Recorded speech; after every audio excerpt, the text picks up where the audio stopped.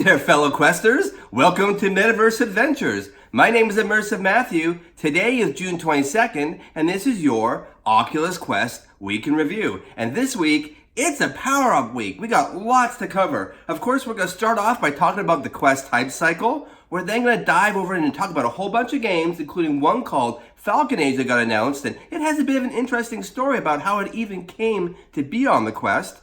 We're going to talk about prescription lenses for your Quest. We're going to talk about how you can get Netflix, Amazon Prime, and even iTunes movies downloaded to your Quest. So you're on those long haul flights or out in the bush camping, you can still watch your content. Plus, we're going to touch on OC6. That's the Oculus Connect, and they have a bit of an interesting announcement this week. So stay tuned. We got that plus a whole bunch more.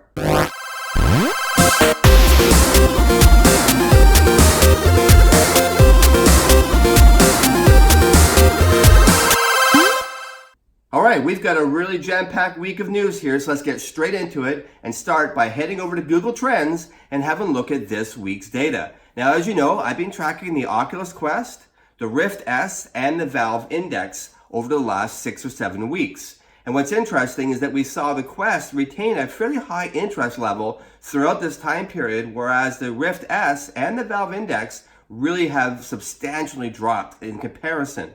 And since that peak on the 21st, it has gone back down naturally. Hype cycles work this way. However, it hasn't gone back down to as low as it was when it went down before from the first. So it's still doing very well.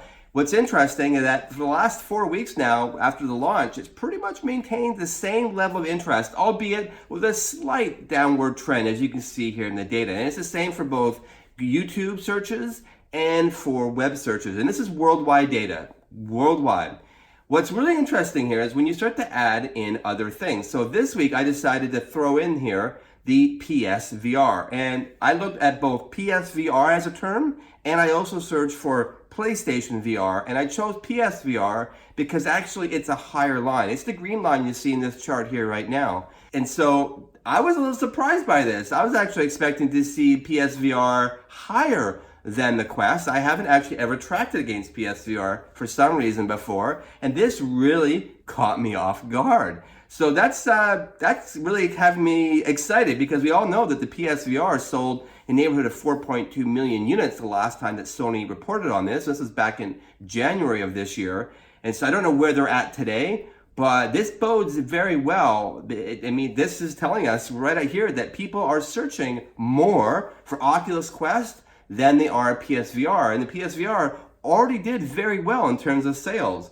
So, you know, I think my predictions video that I had put out before the Quest even launched, you can go and find that by linking right here and go ahead and watch it after the news. And what's really interesting is that I was predicting back then that this actually might be a smash hit. And I was kind of feeling like it was going to be a smash hit. And I'm kind of leaning towards that probably is. In fact, it might even be going in the off the charts. And if you go back and watch that video, you get all the numbers and how I calculated all of it. But it's looking that way, but we'll see. But Google Trends is a very strong leading indicator of global interests. And I'm happy to report the Quest is still in the Amazon Top 100. But as you know, last week, the 128GB model sadly fell off that list. And for good reason. It's not even shipping for 1 to 2 months. So that's a fairly long wait. And that's putting a lot more pressure on the 64GB inventory. And it's shipping in 2 to 3 weeks. The 64GB though is still in the top 100, and it's sitting this week at the 69th position. Don't know where it's going to head. Stock does seem to be getting tight. Amazon is at least able to maintain that. A lot of other retailers have been running out completely. A lot of you actually have commented in the comments below that you can't get it at Best Buy, you can't get it at Walmart and other retailers, and that you're kind of calling them and going there every day waiting patiently to get yours. If you head over to Oculus.com, you can actually get the 64GB model shipping to you on July 9th, and the 128GB model, you don't have to wait 1 or 2 months. They're actually shipping it on July 3rd. So I'm not sure what's going on with Amazon, why they're not getting as much stock. I guess Oculus is favoring their own store, but makes sense, why not? Cut out the middleman, I guess. But so if you want to get a Quest, you can go to Amazon, you got 2 to 3 weeks, or maybe go to Oculus.com and get it a little faster, especially if you want to get the larger capacity. And I know there's been a lot of chatter around what size to get. And I think that's a personal decision. It really comes down to how you're going to use the device. And there's lots of great videos and threads to go and explore that topic for yourself. And maybe you recall me saying all 53 launch games were only in the 21 gigabyte range, 21, 22 gigabytes. So, I think for a lot of part, 64 is probably going to do most people okay.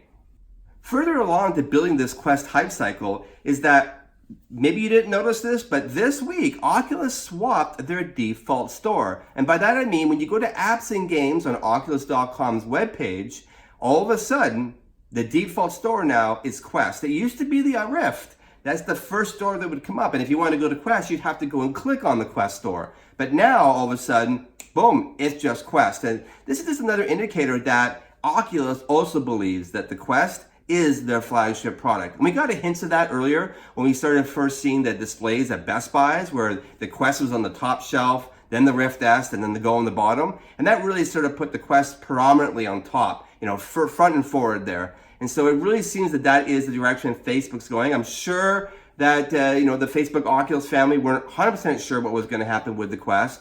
But something tells me that they're seeing some very strong sales. And if you've been watching this news program over the last 6-7 weeks, you'll know, as I've been reporting on, there's been a lot of indicators that this is a breakout hit. All right, so games. Like I said at the very top of the show, one of the games has a very interesting story about and how it came to be. That game is called Falcon Age. Now, you may have heard of Falcon Age because it's already out for PS4 and PSVR. And in fact, it scores a decent 70% over on Metacritic, if you like to use that as your go-to source. I like aggregate scores. I don't really like to go to just one site. So Metacritic's great for that. It's made by Outer Loop Games, and it's a single-player action-adventure game which you get to step in the shoes of a character named Ara. And it's a really cool game because it has a little falcon, obviously by the name of the game, and it kind of lands on your hands, you can see here in the video. And it has a lot of cool features, including how its head stabilizes when you move its body. I can't do that, but you can see that here. And it's got a lot of neat little touches that they've really put a lot of care and attention to this game. And, it's an interesting story. You got thrown to jail, sort of, not really in a fair manner, and now you got to get out. And a lot of people say this is a great game. It's very colorful, and it has some neat, aspects to it. Now, this game, they weren't sure if they were going to bring it to the Quest or not. In fact, the developers put a poll out on Reddit this week where they asked us, should we put this game over on the Switch? Should we put this game over on the Quest? Or port it over to the Xbox?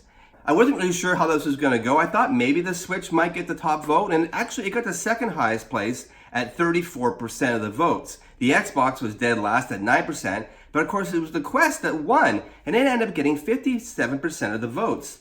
That really surprised me, and I guess like sort of the hype cycle, this is just one more thing indicating that people are really excited about having these games on the Quest, even more so than the Switch. And there's a lot more Switch users out there, so maybe that's changing because we're really seeing the data, and this poll sort of indicates that more people are interested in having games come to the Quest over the Switch. So this is an exciting development. No date has been announced for this game and no price of yet. I think we're not going to see it likely until late this year, probably next year.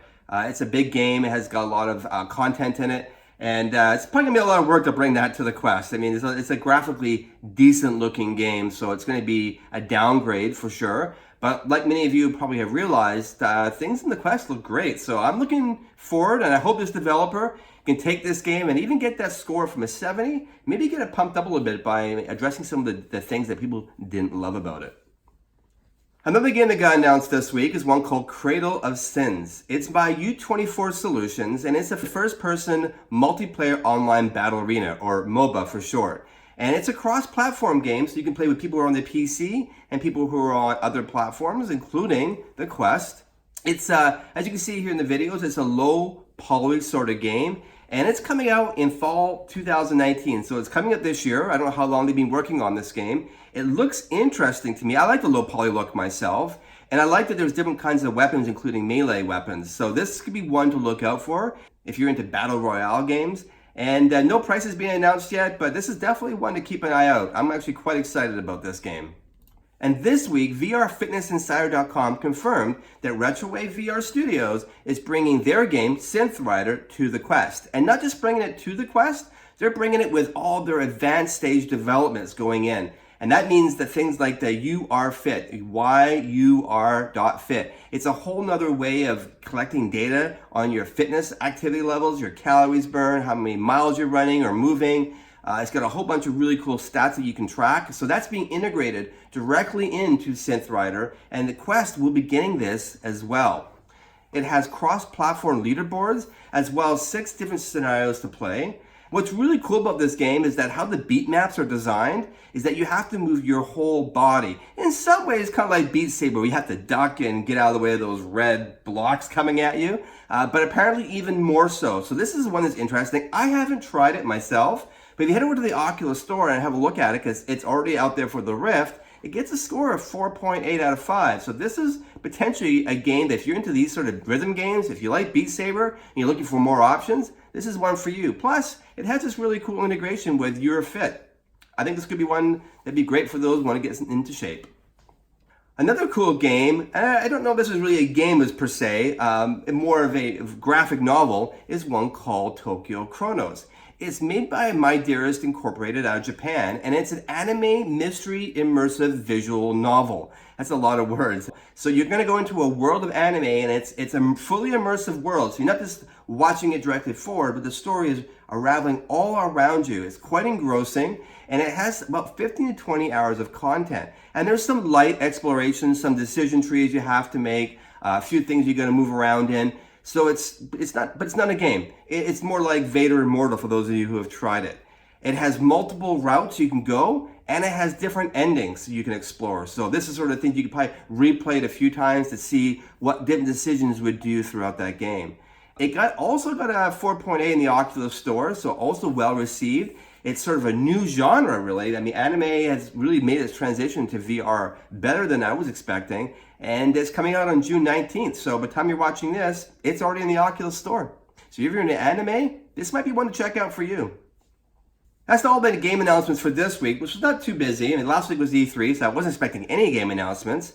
But one of the games I mentioned last week, called the Spire One, has a really cool video over on Virtual Reality Oasis. Mike over there plays the first back half of one of the levels. And, I was interested in this game, but after watching Mike play it, I got very interested in this game. This looks like a really cool stealth experience with a lot of really thought put into how this would work. And so go check that out. I think it's an amazing video, and it'd probably get you pretty hyped about this game. Spire One, I think there's something special going on with this one. Alright, so that's what the game's all out of the way. Let's go and talk about Sideload. Now, Sideload, as you know, are things that are not officially in the Oculus App Store. And this can include games and other experiences. And each week, I like to cover a couple of them off just to give you some ideas of some of the things that you can go. And as you know, there's a great application called SideQuest. It's a graphical user interface that you can really quickly load. You don't have to do any command lines or any crazy stuff. You can get content onto your Quest just like that. It's almost as easy as getting it from the Oculus Store. So something for you to go check out. Some of the things that came out this week for SideQuest was, and I was mentioning at the top of the show, was being able to download Netflix and Amazon Prime content, including Apple iTunes as well. Now, some of these things are a little bit more complicated, especially Amazon Prime and iTunes content. It's a bit of a process to get there, but Netflix is dead simple. Now, if you go over on the link below, and you'll see there's a user named Sean Endicott. He wrote up some instructions on how to download Netflix to the Quest, and they're quite detailed and very simple to follow. So if you want to do just Netflix movies and download, so you can watch them offline where you don't have internet access, maybe you're on an airplane, you're out camping, or anywhere where you don't have internet access, that's the place to go. If you're a little more adventurous and you want to get Amazon Prime content as well as iTunes content downloaded onto your Quest, you can go and follow Schizoid Fred.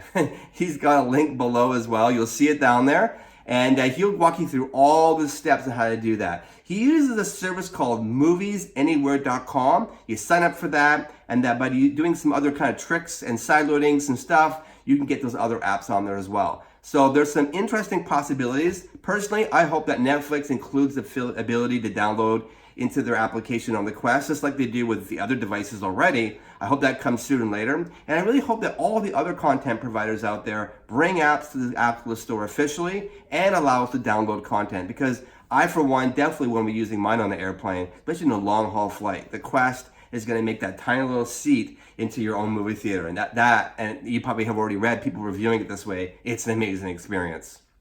Another app you can download this week in Sideload is called Relive VR. It's from AMD, and it really is a tool that works with a Radeon graphics card. So if you have a gaming PC with a Radeon GPU inside, this tool allows you to install it onto your Quest, and then you can stream Steam VR and, of course, Oculus games straight to your Quest. Now, there are other options, of course. We've been talking about ALVR as one of the more popular options for streaming to your Quest.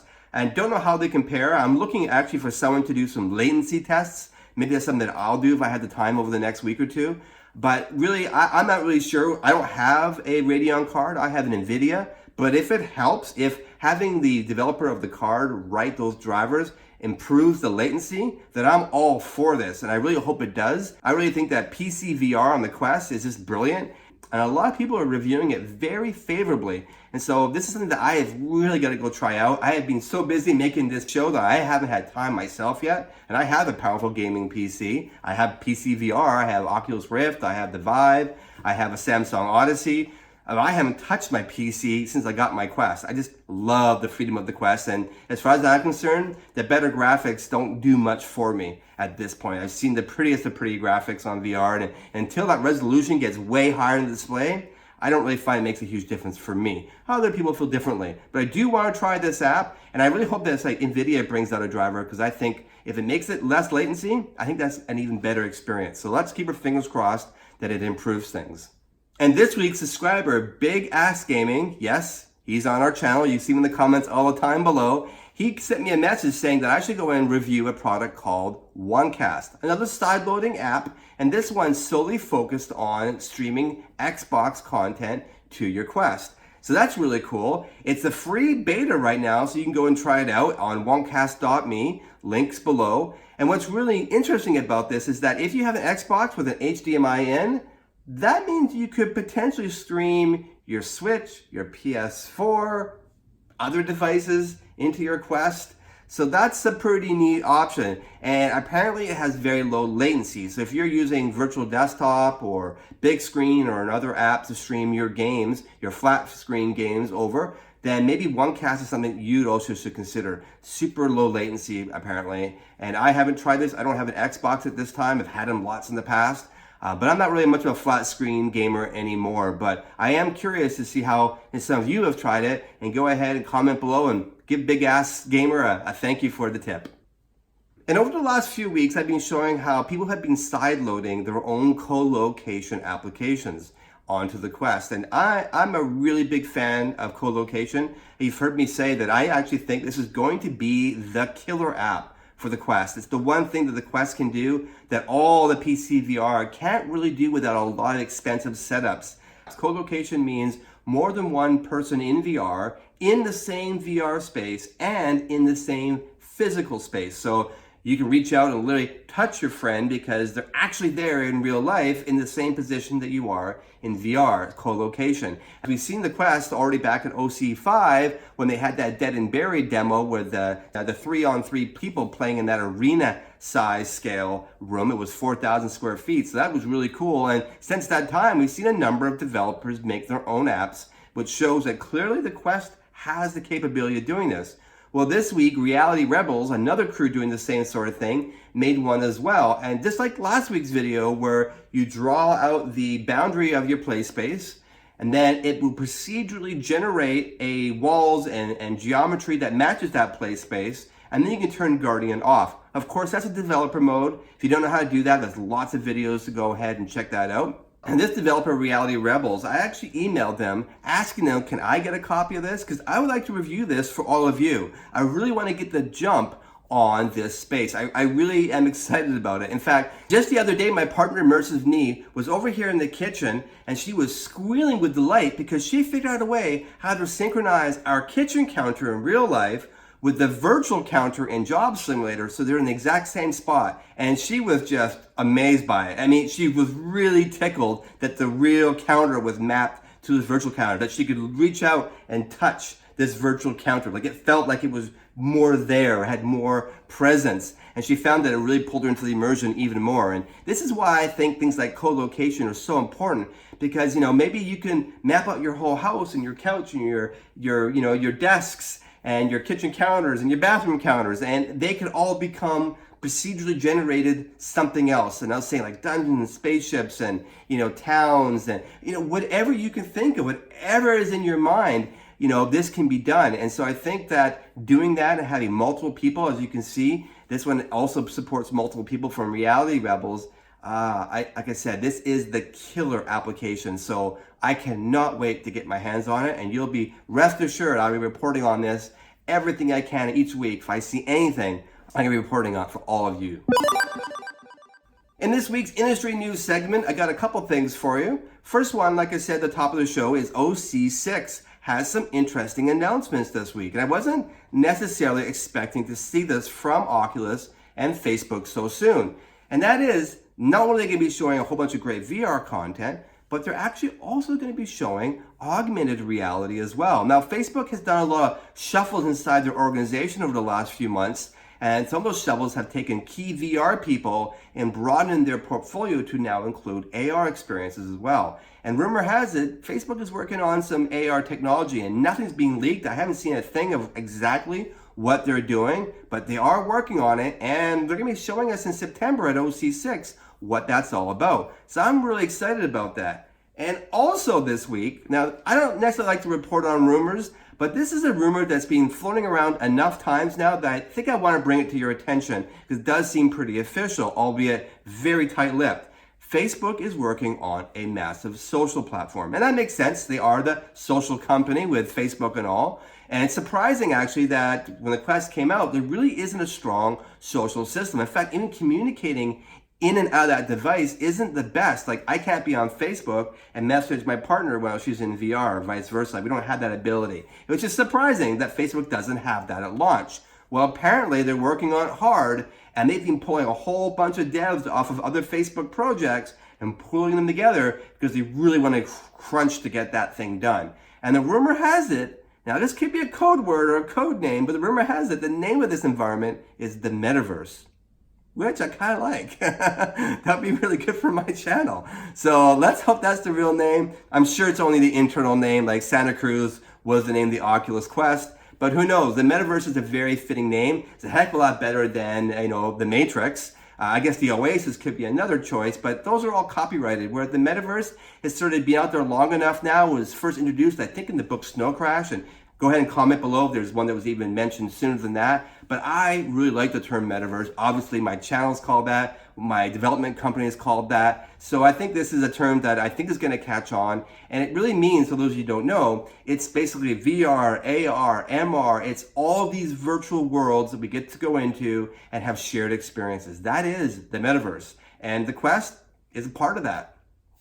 This week, Sebastian over on MRTV, fantastic channel if you haven't discovered it yet. He covers all topics VR, not just Quest, but all areas. He did a really cool review on the VR Optician. A VR Optician is one of the places, and there's a few of them you can choose from, that develop custom lenses, prescription lenses for the Quest and other devices as well. They're about 69 euros. They're 99 Canadian dollars. I think there's 79 US dollars or in thereabouts. I'll correct if I'm wrong below here right now.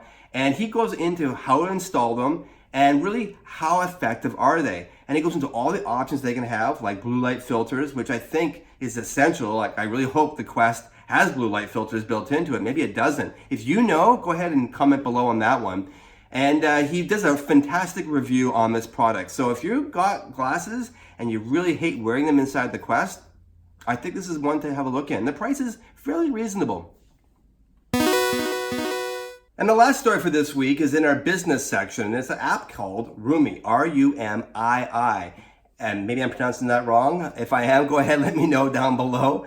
But it's an application that's sort of like last week's Immersed VR, which was a education-based, schoolroom-based sort of application. This one's similar, but it's a little bit more focused on the business side, where you can hold meetings, conferences. You can get in and collaborate. It can bring in 3D models. It's free. You can go ahead and sideload this. And this is one that I'm going to go playing around with. And both these applications I've been playing around with. And I think they have a lot of potential. They're a little rudimentary today, but I think they have a lot of interesting possibilities. In fact, I do a lot of business consulting. That's my day job. And this is something that I've been talking to my clients about and trying to generate some interest, because I think at the price point for the Quest, there may be some applications out there where this sort of starts to make real sense, especially for reviewing 3D models. If you got like a design of a piece of equipment, I really think that Rumi and others really are sort of the way to go, and they're easy to load these models into. So if you're interested in the business side of VR, go ahead and check out Rumi and the other apps I mentioned last week. I do a business section in my VR news every week if I can, and there's not always business news, but generally there is. So that's the news for this week. I hope you enjoyed. As always, please go ahead and comment below. This channel has great comments. In fact, the comment to view ratio is off the charts. So you're a very active community. So thank you so much for that. I really enjoy reading what's going on, what your experiences are with the Quest, what apps you're playing right now, any funny stories you may have. You can't get your Quest. Where are they? I've had those messages to me. If you have any questions about the Quest, please, I love to answer them. I read all of your comments, and I think I reply to all of you. If you have any tips, happy to give you credit. Send them my way. And as always, we'll see you all in the Metaverse.